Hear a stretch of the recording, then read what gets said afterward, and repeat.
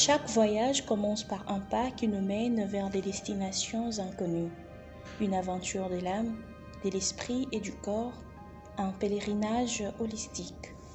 Commencez votre marche avec Dieu.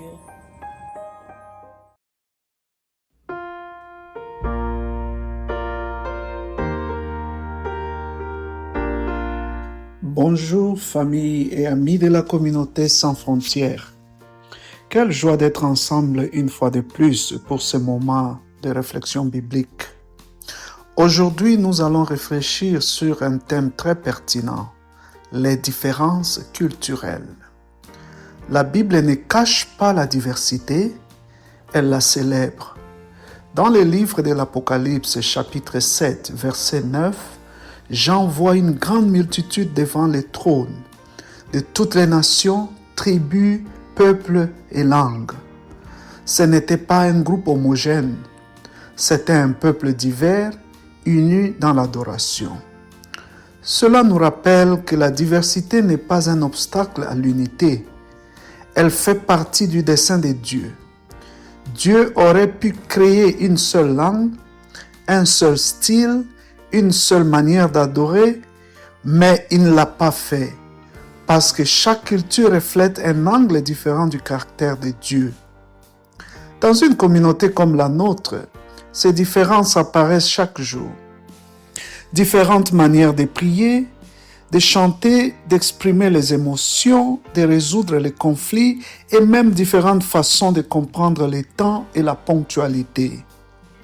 Et soyons honnêtes, parfois, ce qui est différent nous met mal à l'aise avant de nous bénir. Mais dans le livre de l'Apocalypse, chapitre 7, verset 9, nous sommes en train de comprendre que le ciel n'élimine pas la diversité, il la rachète.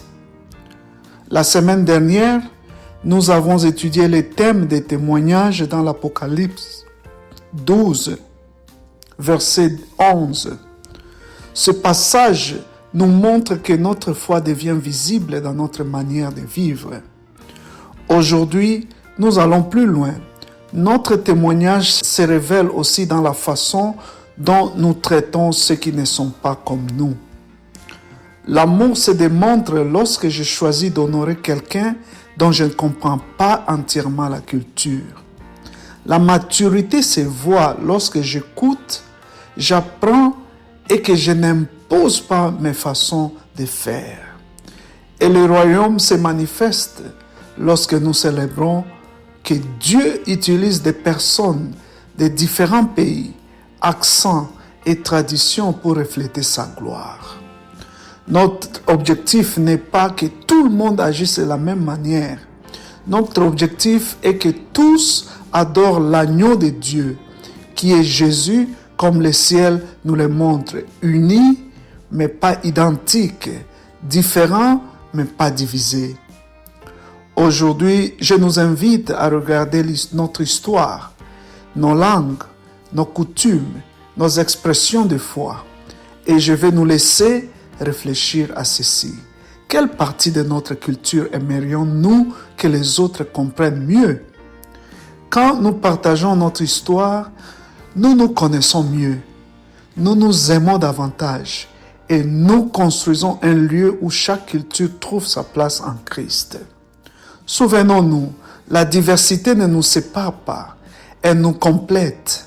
Et lorsque nous la vivons dans l'amour, nous nous préparons pour l'adoration du ciel.